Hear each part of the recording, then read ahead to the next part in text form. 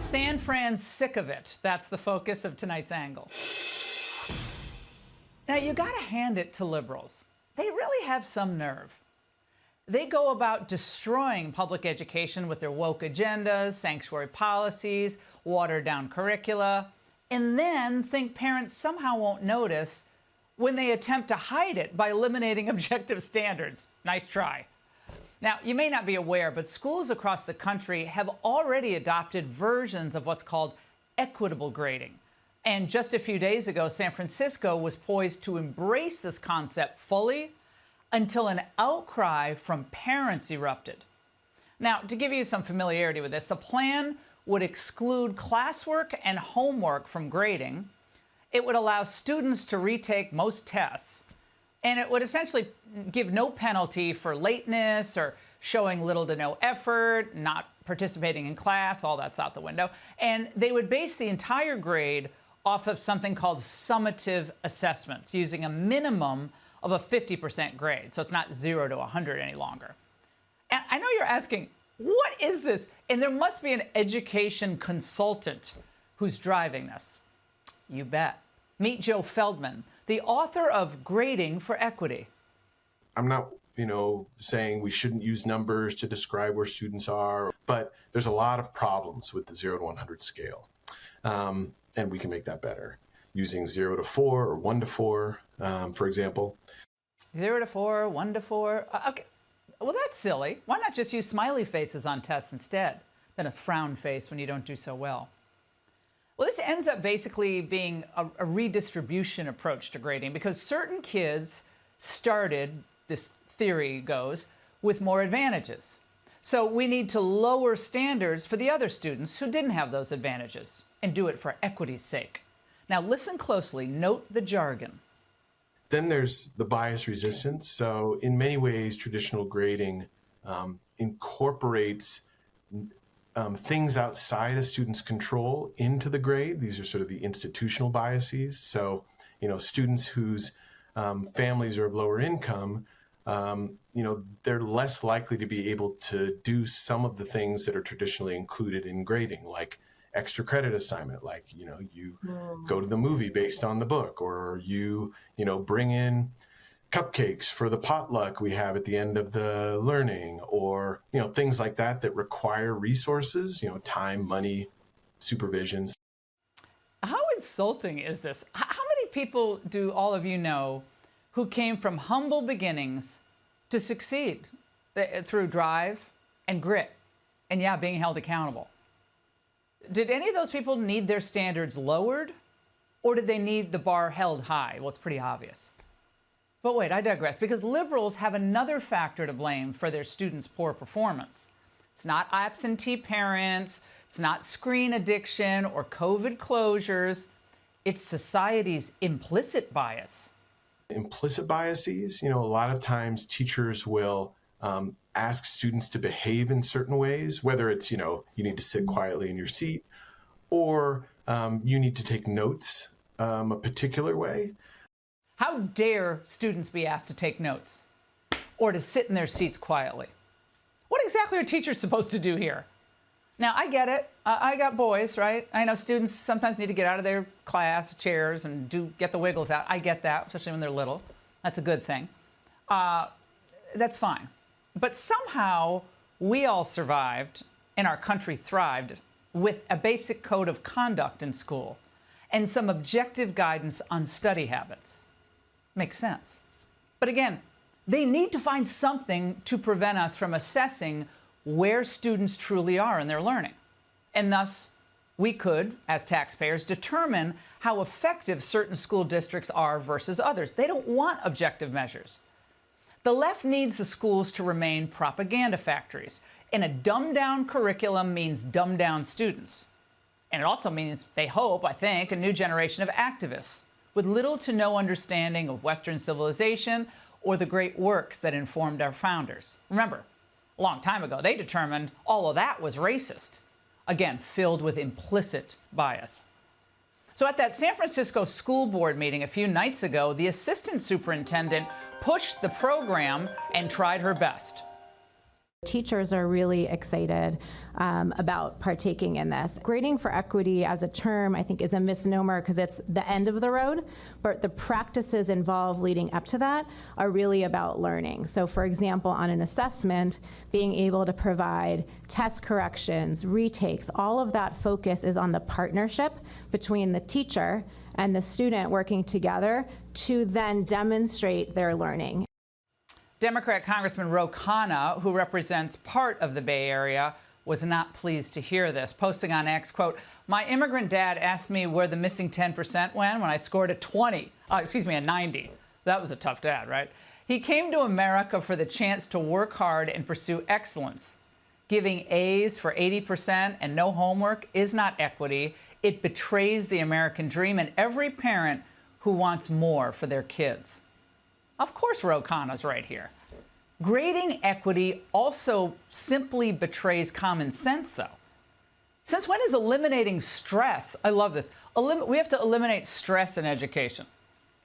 When the teachers' unions run the show, that's when they want to eliminate stress. When kids don't score well, teachers get blamed. They don't like that. Hence, why we have so much grade inflation. Points are the primary sort of language of learning. Kids talk about points, teachers talk about points. It can be really stressful for students. Okay. I don't believe I ever uttered the words, "I'm so stressed," when I was in high school. You had work and you did it, right? Is that? But remember, the left wants everyone to feel victimized by the system. That's the playbook, especially for minorities. Students of color, Black students, Latinx, Indigenous students, and students of lower income. We have really used grading to punish those groups disproportionately because we have particular ways that they should learn. Ah, there it is. Yeah, listen closely. Grades punish certain kids, minority kids. For those precious nuggets of wisdom, San Francisco taxpayers were set to fork over $172,000 to Mr. Feldman in consulting fees. What a racket. But it turns out even San Francisco liberals are fed up with this nonsense. There was almost an immediate backlash among parents and others when word got out about this scam. The superintendent was forced to backtrack. Her statement in part read, "We hold every student to high standards. It's clear that there are a lot of questions, concerns, and misinformation with this proposal. We want to make sure any changes benefit our students. I've decided not to pursue this strategy for the next year to ensure we have time to meaningfully engage the community." Meaningfully engage the community. It's more meaningless verbiage by an education bureaucrat. Now, notice she didn't say that they were ending plans for it altogether. So it looks like a temporary pause, maybe until the outrage subsides. But again, lowering the bar for kids based on race or income, ethnic background, that's cruel. That's unjust. That is discriminatory. It's just designed to insulate the schools from the consequences of their own failures and keep the disastrous woke education experiment going. I was thinking about this today as I was writing the angle. This is just one more reason of about 1 million to support statewide school choice programs. States like Iowa, Florida, Arizona, Utah, Arkansas are among the 15 states with at least one universal private school choice program. And this is parent power. And it's been a huge political winner, my friends, for Republicans. But most importantly, it is the right thing to do for parents and for students. This is the real threat to education. Propagandists against students, the teachers' unions, and the equity flim-flam artists.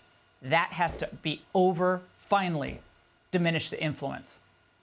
But where school choice doesn't yet exist and the public schools still have the monopoly on education for middle-class families, parents, you got to be vigilant. Attend school board meetings. Speak up. Organize like-minded families. Demand to be heard. You're paying the bills. You have a right to speak. We've seen this with the trans insanity in Loudoun County, Virginia, and they made changes.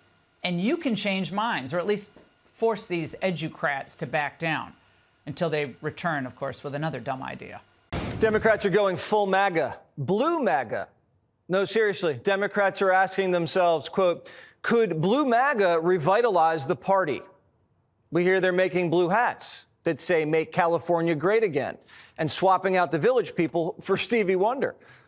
I guess if you just can't beat them, you join them. Democrats are admitting Trump was right about everything. Nobody comes out looking better than Donald Trump and the MAGA right. Because the things that they were saying, the things that they were accusing the left of, the things that they were accusing legacy media of, whether it's true or not, they look right. They look like they were on point. Democrats have never admitted we were right about anything, and now they're admitting we were right about everything? I don't even know how to take that. It's never happened before. They're all saying, you got us, we lied. Democrats just spent 4 years arguing that the border was fine, inflation was not a problem, and Joe Biden was up to the job. And I think that 4 years of that message was really harmful. I think there are a lot of reasons why there are crises in confidence in the news media, in Democratic Party, in institutions. And I think all of it needs to be hashed out, acknowledged, and discussed. Was that Tapper or Hannity? This isn't fun anymore. What's the point of having two parties if one side just keeps saying the other side's right? Did Democrats just surrender? Tapper's even saying we were right about lawfare. I think it is problematic when people run for prosecutor and promise to go after a specific politician. And both Letitia James, the Attorney General of New York, and Alvin Bragg, the District Attorney of New York, both of them did that. And that, to me, is problematic because you're not saying this is the offense and we need to bring justice to this perpetrator. You're saying, I'm going to go after him. And I think that there was a degree to which that was tolerated by the media writ large. I'm glad he's saying it, but why didn't he say it on his show? The guy was on the air for what, 2 hours a day? CNN called it the trial of the century. Now Tapper's saying, yeah, it was all cooked up by Tish and Fat Alvin. It's not like this was even covered up. There was tape of Tish and Bragg saying it. Even Morning Joe's admitting Republicans were right about everything. But they're taking credit for it. If you were a conservative at Harvard Law School, anytime you opened your mouth, you better have thought through it about 20 different times because you were going to get crushed. Whereas, and here's the important point, now we talk about why the left may be adrift and at loss. The other side of that is the intellectual laziness that occurs every time you open your mouth and they all agree with you. Yeah. And you're part of groupthink. So you never have to defend your ideas. So when you go out and run a campaign and you think everybody's going to agree with you, it's just the opposite. Scarborough's like the bully who picks on a kid and then takes credit when the kid turns out to be a winner. Groupthink? Sounds like Morning Joe. They're not just glazing us. They're turning on each other. Democrats just did what Obama told them to. They whacked Biden, and Obama's aides ran Kamala's campaign. And now they're realizing the Messiah can't walk on water. People are starting to complain, oh, my God, the Obama people, they're running everything. Sometimes you get a sense that they think they know everything. They run the world. And in some cases, you can understand it because, well, they did win 2 presidential elections. But at a certain point, that class of folks has to start listening to the next generation coming up because they have ideas. They have ways of reaching out to the voters to the Obama coalition that they just don't have. They don't have the feel for it because they're not from that generation. He just called Barry a boomer. And Chuck Todd said Boomer Barry was the one who ran men out of the party. You spent 15 years essentially ignoring that vote. And in fact, not only ignoring it, interest groups going out of their way to marginalize that demographic group. And then you're shocked when that demographic group doesn't think the Democratic Party wants them to be members. Barack Obama accused the Republican Party of a war on women. You remember that? Romney had a binder full of women he was trying to hire, and they called him sexist. Mitt Romney was sexist. Every judge Obama appointed was a woman, which is fine. But after a while, I mean, come on. And then they went way overboard with Me Too. And race relations in the country hit an all-time low under Barack. Now Democrats are saying, maybe we should be nicer to Whitey. The white dudes for Harris hat didn't work. The DNC is trying to court guys who just want to get laid and have fun, remember? So they sent in Mayor Pete. What does Bearded Pete think they should be talking about? We should be talking about how, if Speaker Johnson got his way, it wouldn't be possible, not just for gay people to get married, but for straight people to get divorced, let alone like birth control or how he would want to regulate porn or whatever most people would have a problem with. Gay marriage, divorce, and porn. That's Pete's pitch to white guys. Hey guys, don't forget to wear a condom. Look who else they're sending out. I love young men. I love frat guys. And in that, I realized, like, even the ones that identify as conservative are almost always pro-choice. They're almost always pro-gay marriage. You'd be surprised at the number of them who supported Black Lives Matter. Oh, yeah. Whenever I'm on campus, I see Black Lives Matter flags hanging from every fraternity house. Every one. And trans flags, too. The Democrats were better off with tampon. It's been 6 months. Half the party's like, yep, we're all liars and we deserve to lose. And the other half's taking a knee for George Floyd. Jazzy Crockett and Acosta are dying to go to prison. And I'm worried about folks like yourself, Congresswoman, because I have to assume that, of course they would like to arrest you and some of the others who are more outspoken in the House. That's just me thinking that. No, you're absolutely right. It's sad that people are fearful and that they are looking at people like me and really scared because they know that there is a target on my back when you have the president of the United States who consistently drops my name and gets... Yeah, what's that all about? They all told us Trump had an enemies list. I'm still waiting for the first arrest. Who's Trump arrested besides bad hombres and the linebacker in Congress? Who? James Comey's making death threats, and he's on a book tour and on a beach. I'd actually like to see a little bit of retribution. Biden pardoned so many cronies, Trump probably has no one left to arrest. You're not going to believe who the Democrat power brokers want to nominate. Are you ready? Not Newsom, definitely not AOC, Rambo.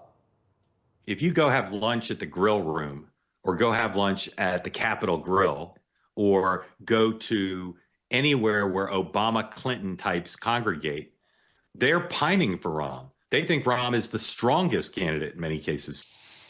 A short Jewish millionaire from Chicago, and he's 65. That is an interesting choice. I'm sure the crowds will go wild. Behind the scenes, they're putting together a shadow cabinet, and some of them still won't even say sorry for the shadow government. The former First Lady should certainly speak up about what she saw in regards to her husband and when she saw it and what she knew, because I think anybody looking again at the videos and photo evidence of Joe Biden with your own eyes and a little bit of common sense can see this was a clear cover-up, and Jill Biden was certainly complicit in that cover-up. The Biden clan lied to the country for 4 years, and they have no remorse. We never got somebody that said, we should never have done this. I can't believe we did it. In retrospect, it was a mistake.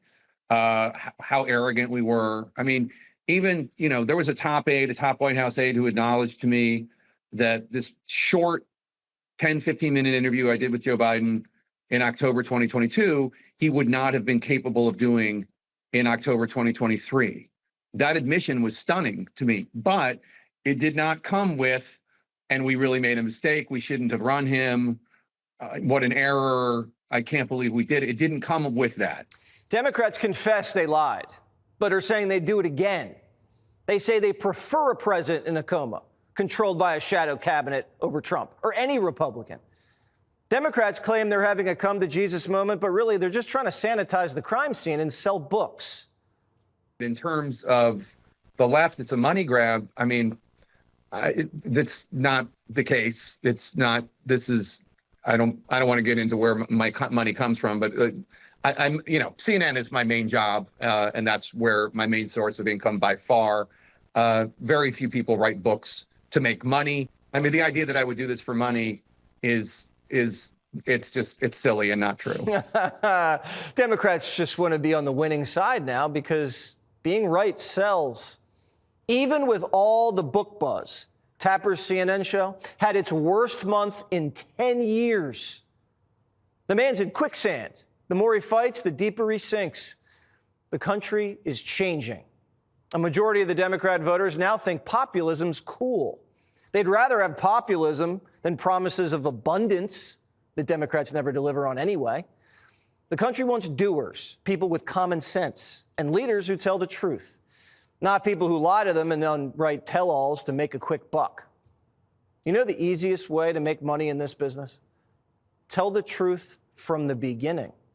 But first, tonight, the Democratic Party, they are on life support. They have really no leader, one that can win anyway, no direction, no ideas of the future, and instead of trying to fix the self-inflicted damage they have caused, they are doubling down on dumb, dumber, and stupid and policies and antics that landed them right where they are in the first place. Just take a look at this insane equity grading proposal in San Francisco. I don't know why I'm laughing. I should be crying because it's so wrong. We spend more per capita per student than any industrialized country with the worst results. I should cry. But anyway, now it was ultimately scrapped after facing widespread backlash. But listen to what the proposal was that they initially put in place. It was set to be tested by 70 teachers across 14 schools. Homework, weekly tests, late assignments, tardiness, and absences from class would no longer impact a student's grade. It would instead be based on a final exam, which you could retake and retake and retake multiple times. And as if that couldn't get any more ridiculous, it would allow students who score an 80 or above, you get an A. When I was in school, an 80 was like a low C. Anyway, and students who scored as low as 21% out of 100, they would get a passing D grade. If you got 40 out of 100, you'd get a C. And not to be outdone, Hawaii Governor Josh Green has now signed into law a new climate tax on tourists. By the way, I'm glad to have already been to Hawaii. No need to go back and pay it. Now, this is all in an effort to raise money to fund climate change mitigation. The new law will raise the tourist taxes on hotels in Hawaii to an astounding 11%. Likely destroying the state's tourism industry, all in the name of this phony climate change agenda, which is a new low even for Democrats. And here's what he said after signing this idiotic bill. Take a look. Hawaii is leading. Hawaii is doing what other states and other nations are going to have to do. Because as the climate crisis continues to roll through our planet, and you see it happening, we saw it in LA not long ago, and they're facing somewhere between $50 and $100 billion of damage. There will be no way to deal with these crises without some forward-thinking mechanism. I hope that the world is watching, because having something that is a balance between industry and environment is going to be the way to go forward to protect your people. Now, meanwhile, Radical Squad member AOC is now fundraising on abolishing ICE as President Trump continues to clean up the mess that Joe Biden, Kamala Harris, and Alejandro Mayorkas left at the border. In an email to supporters, she said, quote, "I believe that ICE, an agency that was only formed in 2003 during the Patriot Act era, is a rogue agency that should not exist." Oh, let's see. Allow the known terrorists, murderers, rapists, other violent criminals, cartel members, gang members, let them stay? Is that the answer? And of course, no Democratic playbook is complete without comparing Donald Trump to Hitler and Republicans to Nazis. It worked so well in their closing argument before the 24 election. This time, Chicago Mayor Brandon Johnson, who, by the way, side note, according to recent polling, has an approval rating of less than 7%, even in deep blue Chicago. Listen to what he had to say. Take a look. You have a great deal of hostility coming from the federal government. You know, the fact that the president of the United States of America is cutting off food supply and medicine to working people and families across this country, that is an act of war. And we're going to need leaders who are prepared and willing to stand up for working people, because this battle has reached our front doors all across America. Governor Pritzker, He described the steps and the actions of this president akin to how Nazi Germany became real. As the world turns and as Democrats struggle to find their direction, their new leader, Jasmine Crockett, once again back in the headlines after she and Jim Acosta pretending that Trump and Republicans want her arrested. For the record, you can't make it up. And no, Jasmine, we don't want you arrested. We want you to stay on shows like Jim Acosta's and just keep talking and don't stop and be the leader that you are. Take a look. I'm worried about folks like yourself, Congresswoman, because I have to assume that, you know, of course they would like to arrest you and some of the others who are more outspoken in the House. That's just me thinking that. No, you're absolutely right. It's interesting because my deputy chief, who's quite young, still has his grandmother, who he calls this particular one Nene. And so I was having to go to El Paso, and his grandmother did not know why we were going to El Paso, but she thought we were going to a detention facility. That I don't know about Jasmine going, because you know they want to lock her up, and they probably gonna grab her and throw her in too. And so, you know, it is sad that people are fearful. Nobody's going to lock up Jasmine Crockett because she has crazy views. I want her and AOC and the squad and Grandpa Bernie just keep talking away. The Democratic Party, they are on life support. The damage to their brand is now done. It is baked in. It is too big to overcome. They have no direction. They have no leader.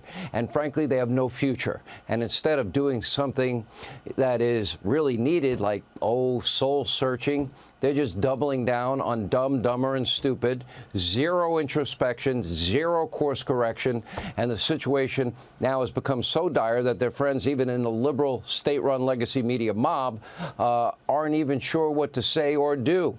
Look at MSDNC's Liberal Joe trying to explain away the Democrats and their recent losses as intellectual laziness and groupthink. Joe, you'd be a part of that, by the way. Just saying. Take a look.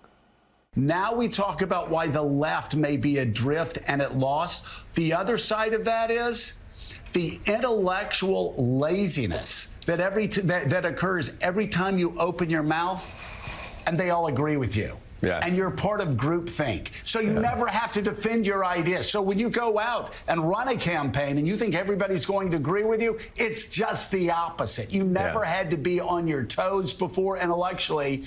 And now you do, and you lose elections because of it. I think we can all agree I deserve it. Happy Thursday, everyone. So President Trump said the king of Saudi Arabia told him the U.S. is the hottest country in the world right now. Woo! He had said we were originally number 4, but we moved up 3 spaces after Rosie O'Donnell left. Beautiful woman. San Francisco schools attempted to roll out a new equity program where students can pass with scores as low as 21 out of 100. Or as students in San Francisco call it, close to 50%. After completing his 180-day mission at Doge, Elon Musk is leaving the Trump administration. Yeah, he says he wants to spend more time with his 27 families. Secretary of State Marco Rubio says the U.S. will start aggressively revoking the visas of Chinese students. Great. Now American students will have to cheat off the Indian kids.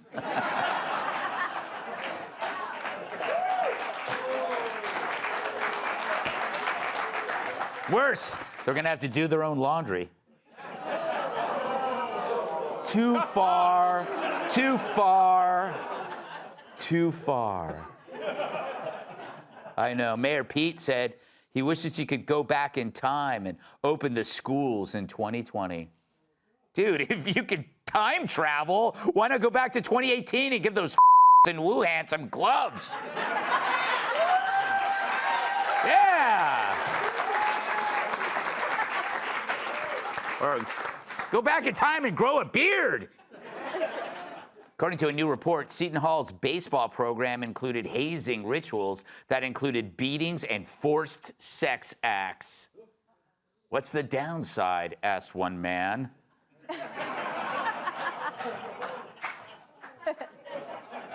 Jeff Bezos is offering a voluntary buyout to staffers at the Washington Post if they're not willing to promote personal liberties and free markets. He's also offering a voluntary buyout to staffers who can't stop staring at Lauren Sanchez's cans. And finally, according to a new study, weight loss in middle age can add years to your life. Well, I think I speak for everybody when I say, dinner's on me, ladies.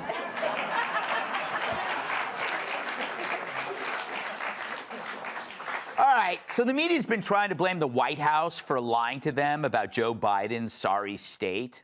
But like the hole that I drilled in our green room bathroom, Americans see right through it. Nice boxers, Dean. Thank you. According to Rasmussen, 63% of voters say major media were not fooled and instead helped cover it all up. And 72% rate the cover-up of Biden's mental meltdown as a, quote, serious scandal. That's huge. You couldn't get 72% of Americans to agree on anything, except maybe that Kilmeade sucks. I know, he does. Okay, we get it. So what's their second spin? Make it about Trump's health, not Biden's. President Trump, while he appears healthy, he has not been transparent about his health records. And I think that that's something that the American people have a right to. While we didn't know that much about Joe Biden's health, we know even less about Donald Trump's health. He was completely untransparent during the 2023-2024 campaign. He has not been transparent since, and there is no mechanism forcing him or any future president to being transparent about their health. He could be on anything. We really have no idea. Well, yes, you do, you ass! We didn't know much about Biden's health, but we know even less about Trump's. Dude, we see Trump every single day. We hear his voice, we read his tweets. We hear him when he's not even around. The contrast couldn't be more obvious. Trump got shot in the ear and jumped right up, while Biden kept losing a fight with gravity. And yet, that's the lesson you learn now, after ignoring Biden all this time? You're turning the real scandal about Joe into a fake scandal about Trump. That's like saying, oh, sure, I drilled a hole in the green room bathroom, but Kudlow's, he's got a camera in there. Or that's like, I don't know, after watching cities get torched after the Floyd riots, pivoting to the threat of white supremacy. It's all deflection, away from the crimes you enabled. So now Tapper claims Trump has not been transparent about his health?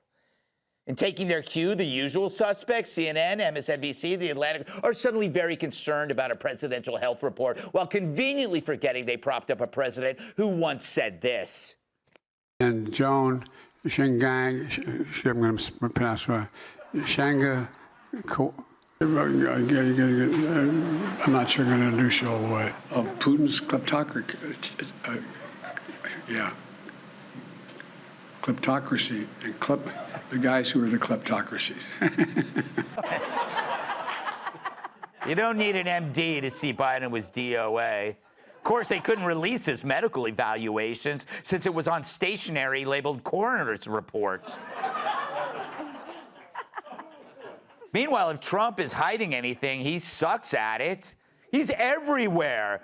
Not just healthy, but over-the-top healthy. He may live on McDonald's and Diet Coke, but he runs rings around reporters half his age. Even Politico called Trump just about the most accessible president in modern history. It's true. Trump has done media on 111 of his 138 days in office. That's an 80% hit rate. He's had more microphones stuck in his face than Pelosi has had needles.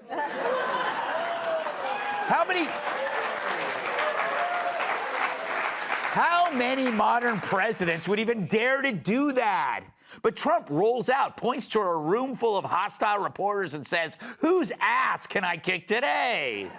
I haven't had this much fun watching a president since FDR did donuts in the snow in his wheelchair. Like yesterday, I wonder if they're saying Trump always chickens out on the tariff threats. They're saying Trump always chickens out on your tariff threats, and that's why markets are higher this week. What's your response to that? I kick out? Chicken out. Oh, and then I chicken out. I've never heard that. You mean because I reduced China from 145% that I set down to 100 and then down to another number? And I said you have to open up your whole country. And because I gave the European Union a 50% tax tariff, and they called up and they said, please, let's meet right now. Please, let's meet right now. You call that chickening out? Trump's no chicken, but that reporter got roasted like a Kenny Rogers rotisserie. Because, you know, we have the hottest country anywhere in the world. You know, we have the hottest country anywhere in the world. I went to Saudi Arabia. The king told me. He said, you got the hottest we have the hottest country in the world right now. 6 months ago, this country was stone cold dead. We had a dead country. We had a country people didn't think it was going to survive. You know, it's funny, but it's not surprising. If you put a lifeless guy in charge, what do you get? The Joe Biden of countries, a nation on life support. And you ask a nasty question like that. You ask a nasty question like that. It's called negotiation. You said that's a nasty question. Go ahead. To me, that's the nastiest question. So now the Dems are spiraling, and along with them, the complicit media. Voters are tuning them out and tuning into something new, reality. Because every time they try to make it about Trump, he shows up, fires back, and takes command. He's not running from the issues, he's driving them. And he's doing it with energy, humor, and the confidence of someone who actually believes America's best days aren't behind us, but in front. It's no wonder the mood of the country is shifting, and you can feel it. For the first time in years, people feel like something's actually happening here, and it's good. So if the media wants to keep yelling about fitness, let them. Because what most Americans see isn't a brain-dead leader. It's one full of life, giving America much-needed CPR, followed, of course, by a loving pat on the ass.